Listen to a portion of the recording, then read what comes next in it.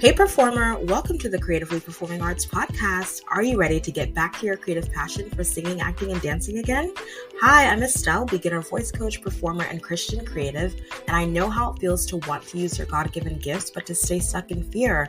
The solution is to just get started. So, in this podcast, you'll find beginner singing and performing tips, inspiring interviews with artists, and help to push past your fear so you can finally start performing again.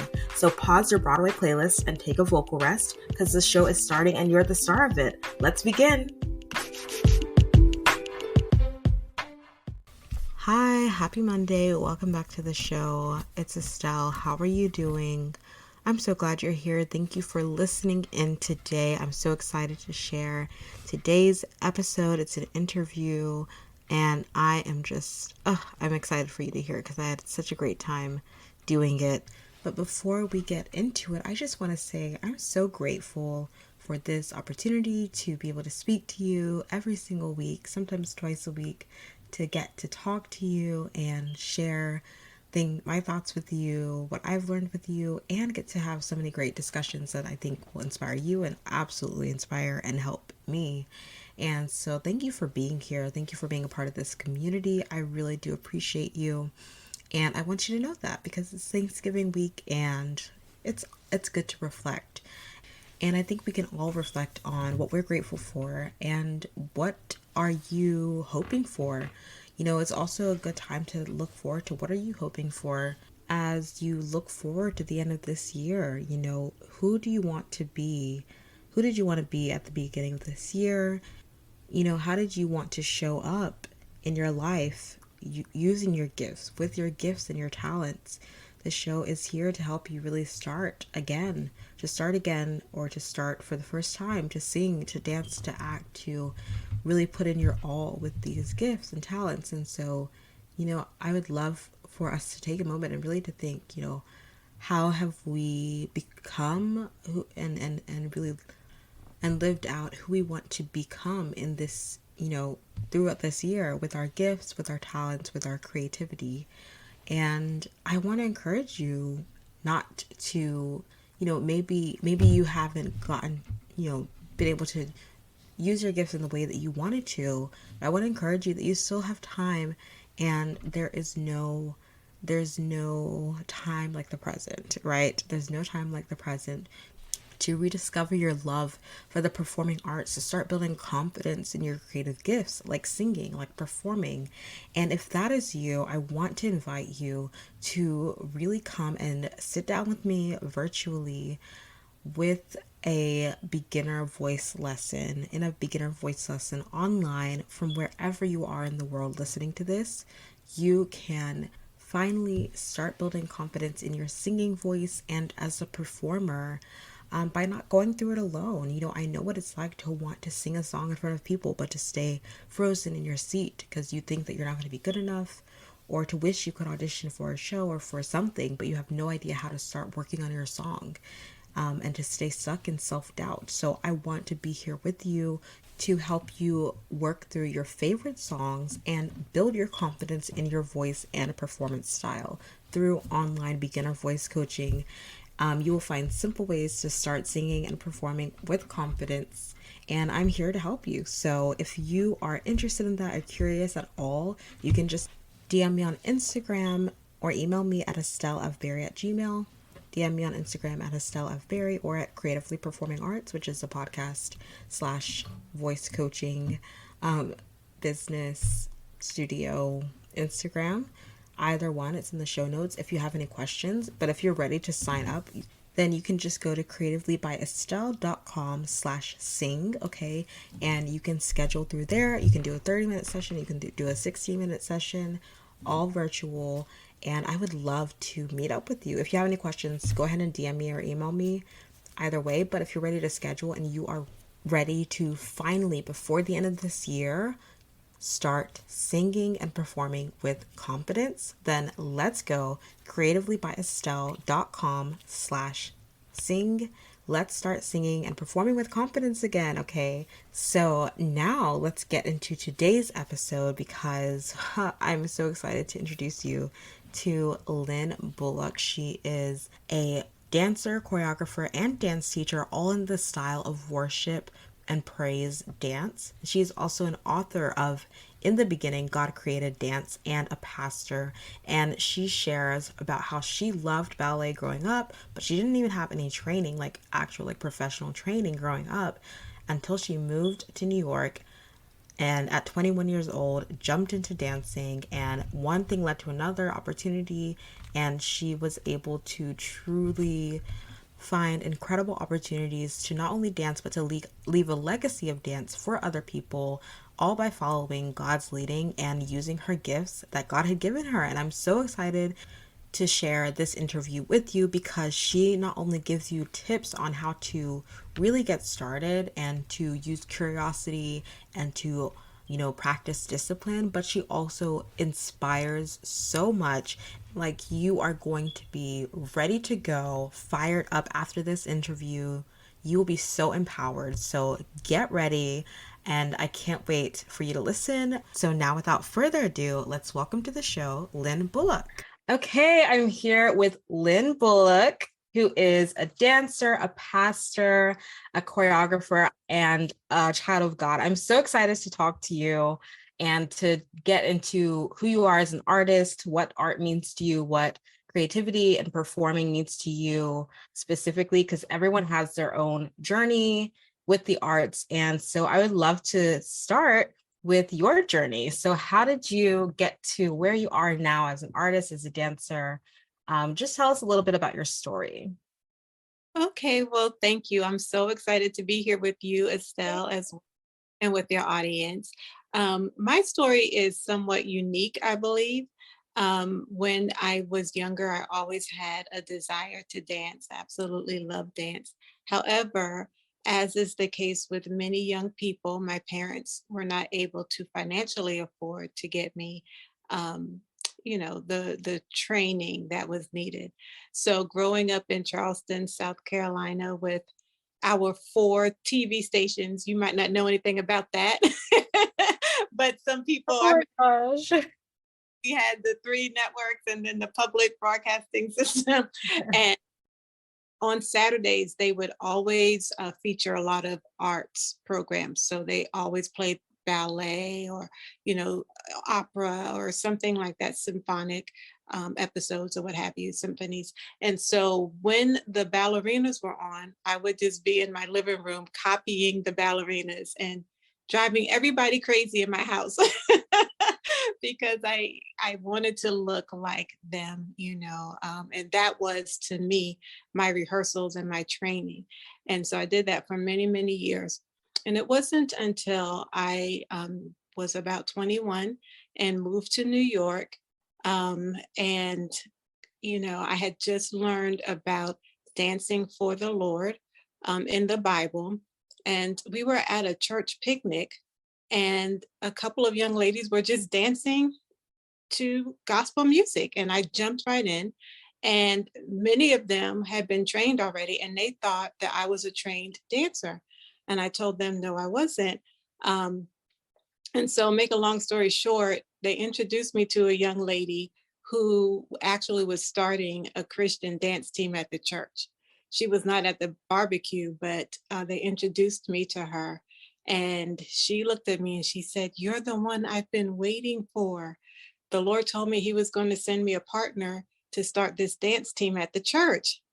And I was amazed. I told her, I said, "Well, listen, I've not had any formal training." She said, "No one could tell." And I thought that she was just being kind and that the other young ladies were being kind. And they were like, "No, we could not tell. You did not have formal training." So God trained me in my living room. That's where my journey started. And we began the dance team at our church in New York, and it was 3 of us. And God began to just use us to minister that way. They were trained dancers, so I also received training from them. And then as a team, we studied Russian ballet as a team. um, and it grew from there because God just really blessed it. So between the worship and the anointing that was on the dance, then the parents at the church asked us, could we please teach their children how to dance? And so because a couple of the dancers were trained, we opened up a dance academy, a Christian dance academy in New York. And I continued my studies in dance from there, but I really started studying dance formally at 21. But amazingly enough, and only by the grace of God, everyone that saw us, they actually thought I had more training than the other ladies. And that's all to the glory of God. You know, to hear them say that always blessed me. Wow, what a great story. I did not know all of this. That's amazing. Okay, just for context for everyone, Lynn and I met earlier this year at a dance class, an adult ballet dance class, where she and her daughter were taking Yeah. class, and we all became fast friends. And she's a beautiful dancer, so graceful. Her daughter's name is Grace, so it's like perfect. So graceful, so elegant. Again, like you truly would not know. I mean, obviously, you've had years now of dancing, but like, I love that story of how you loved ballet so much that it didn't matter to you whether you went to, some like summer professional training camp at American Ballet Theater. You know what I mean? Like, a lot of people, feel like they have to have a certain level of training to even get started performing. You have to have like, oh no, I gotta go get a dance degree or whatever before I can like say, oh, I'm a dancer, or say, oh, I love to dance. Mm. You just got started. You knew what you connected to watching those shows on those three networks.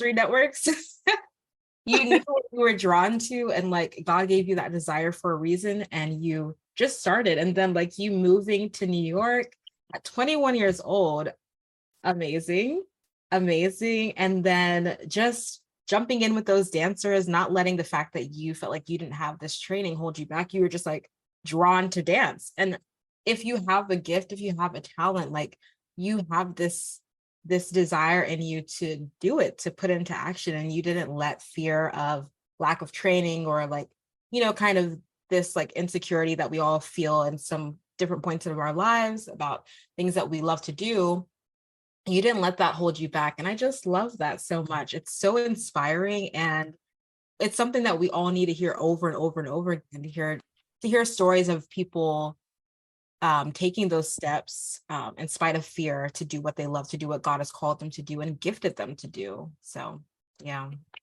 Amen. Well, I felt like God had brought those ladies into my life, and and I just gravitated to it. Like you said, I was drawn to it. I was actually created for it, and I didn't understand that at the time why I was so drawn to it. But I learned later how God creates us for a purpose, and we're drawn to that. It calls our purpose and what we were created for, what we were predestined for. It pulls on us our entire life, and so it didn't matter to me, even though I was very shy. It didn't matter to me when it came to dance about being shy or the fact that I didn't have a formal training. They to me were the answers to my prayer, because I just would ask them, how do you do that, and what is that called, and show me how to do it, and don't be nice, tell me exactly how to do it, so that I don't want to do it incorrectly. I want it to look really good. And when we started dancing for the Lord, I felt that way all the more, because when we do things for God, it should be with excellence. And I wanted to show forth, my worship to him in dance and excellence. And so I think I was my hardest critic. And I wouldn't let them be nice to me, and I wouldn't let them just let me slide by with anything. Um, you've seen me like that in ballet class. I was like, no, show me how to do that. Because Yes. for the glory of God. And so God created all things, and he created all of us with purpose and destiny. And so there's much more to me than the dance, but that's where my ministry began. What Because I was so shy, but I wouldn't let shyness keep me from dancing. And so God used that as a platform to get me in front of people. And once he did that, then I began to open my mouth, and the rest is history. So now I'm a pastor. I And love that. I love that dance was like the gateway for God to be like, oh, this is not all. Like there's so much more. But like you yeah, said, like you were created to create. I love that. because, sometimes I think society, and we, even as people who love the arts and want to explore the arts even more, we sometimes feel like the arts aren't necessary. I had an episode, I think it was episode 71 or 77, but I Mhm. have an episode a while back that was one of the most downloaded episodes on this show. Mhm. And it's titled, the first title is first part of the title is it should I be ashamed of my creativity or something like that? It's like, should I be ashamed of my creative passions? And what does God really think about my creativity? And that's the Mhm. one that so many people gravitated towards. And I just was like, that's so interesting. I thought I was the only one in feeling like, oh, maybe like, oh, loving the arts is not really worthwhile to some, in some, to some to some degree in society. I feel like that is a narrative that's pushed or that is allowed to grow.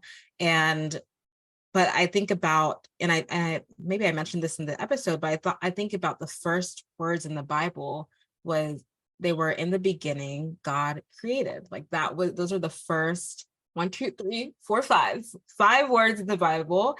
In the beginning, God created, of course, the heavens and the earth, et cetera, et cetera. But like that is the very beginning of the Bible. That is who God first reveals himself to us as, is the creator.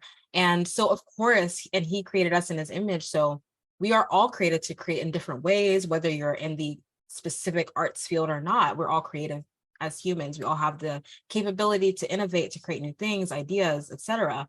But especially people who are gifted in an artistic craft, like we absolutely have a responsibility to make the most of it. And I'm so grateful that you did that, and then you passed that along and you started teaching. So, and then you started, of course, preaching.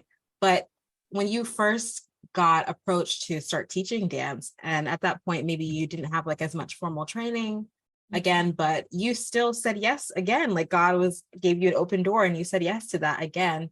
Did you feel that same like fear or anything when you thought about teaching dance and sharing that with other people? Well, I actually I actually battled with feeling inadequate. Uh, Mm, pretty much for several years when I first started, but I didn't let that stop me. So even though I felt that, because I recognized the fact that well, the girls on my team, they had been dancing since they were, what, 5 years old, and here we were in our 20s. And so, of course, there was a little bit of inadequacy that I battled. But I knew that if I just pressed and studied, Bible says God will redeem the time. So, and I kept watching him do that. And people literally thought we all had the same amount of training. And then, like I said, many of them thought that I had more training than the girls on the team. And so that just blew my mind. And it just made me um, just recognize how great our God is. And when we obey and follow the path that he's laid before us, no matter what, no matter if we feel inadequate, no matter if we feel, I could have felt a little bit of shame, but I didn't. I didn't. I just trusted God in it. So, um, what I did is just make sure that I studied and gave them everything I didn't have. And so I learned from the dancers that I was dancing with, and like I said, I was like, okay, I need formal training, and we got training as a group from Olga, Russian ballerina in New York, and she was very hard on us. But I also got books and videos and studied. So, and I created lesson plans um, for the students, and and most of them had not had any training themselves. I took the older group, like the teenagers, because I just worked better with them, and because they were pretty much in the same boat that I had started off in. They were older and just learning dance. And so, I wanted to teach them correctly. So I learned correctly. I got details. I understood, I just learned structure and how to teach. And that's what I taught them so that they could walk away better than how I started. And to the glory of God, one of our students from that first class, she actually took over the dance school in New York because the director and I moved away, me to North Carolina and the director to Georgia. And we left the school with her, and she more than doubled the student body in that school. The ministry team that we started off with just 3 people, they were up to about 25 people. And we look at them now and we're just like, God, only you could do this. They're still going strong. Um, I tell you, from 1995 to now, it is still alive and still flowing and still blessing the people of God. So I just feel like wherever you start, don't be discouraged. Just take what God has given you and get wisdom from him. And he told me to study more and to get and to create lesson plans. And that's what I did. And so um, the challenge was on me. It was very little, I felt inadequate, but it was very little fear. It was more so just making sure that I did things in the way that would glorify the Lord. That was my purpose. And so that's what was my driving force more than I, anything. I love that. I love that so much. There is so much that I think we can all learn from this story, specifically like how, like you said, you did what God called you to do, learning, taking those steps to be disciplined. I wrote down in my notes like curiosity and discipline. Like Mm, those are reoccurring themes every time you face a new thing, right? When you were dancing and then when you were starting to teach dance, you had to be curious. And then you mm, have to be okay with taking those steps, those disciplined steps of like you would have to repeat over and over again, learning more, creating lesson plans. And then in addition to the curiosity and asking questions, it's just so beautiful. And it led to you starting to dance in New York, that led and jumping in with those dancers, that led to the opportunity to meet the other girl who who you then were able to start learning dance with. And then you became a teacher and you ended up really leaving a legacy. Like you taught more people to dance, people who were kind of like you, didn't have that quote unquote formal training, but you gave them like something to believe in, a reason to be like, oh, this is possible. You help them see what's possible. And like that is priceless. And that's what can happen when you use your gifts, when you take steps, you're curious and you're disciplined, is you can show people what's possible. And God can use you to literally be a light for people to see, like, look, you can use your gifts in this way, like you can grow. There's no reason that you can't take those steps. So I just love that, like the fact that, you being curious, that led to these opportunities. And then you're able to now leave a legacy for other people to explore their creative giftings that God gave them. Like, if you hadn't done that, if you hadn't taken that step to be like, okay, I'll start dancing in New York, okay, I'll start teaching, then none of those girls, that might not have happened. Maybe God would have used someone else, but like you wouldn't have had that opportunity to then share your gift in that way and inspire so many people. And it's just amazing how God works. I love that so much. I tell you, to God be the glory. It was it was a way for me, and still is a way for me to express what's in my heart for the Lord. Like I said, I was very shy, but I loved God. And we're dancing the word of God. And so in my dance and in my expression of my heart for him, um, somehow or another that also blessed the people of God. And that's what was so amazing to me, that just because I obeyed and just because I loved him, now all these people were getting blessed. I mean, Estelle, there would be times when I'd be dancing and people would just start weeping and crying under the power of God, and they would come up to me later and just tell me how they were just so blessed and how my dance touched them.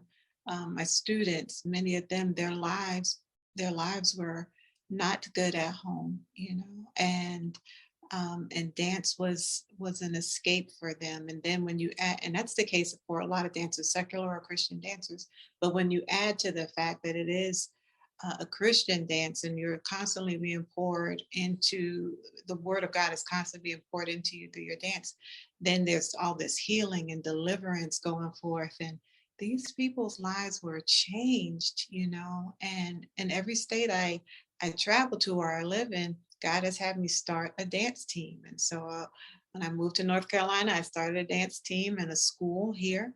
And then we left and moved to South Carolina. I started a team there. And now I'm back in North Carolina and I'm starting a team here. And the thing is, many people are calling me, asking me, Pastor Lynn, when are you going to start the team? Pastor Lynn, if you start a team, let me know because I want to be on it.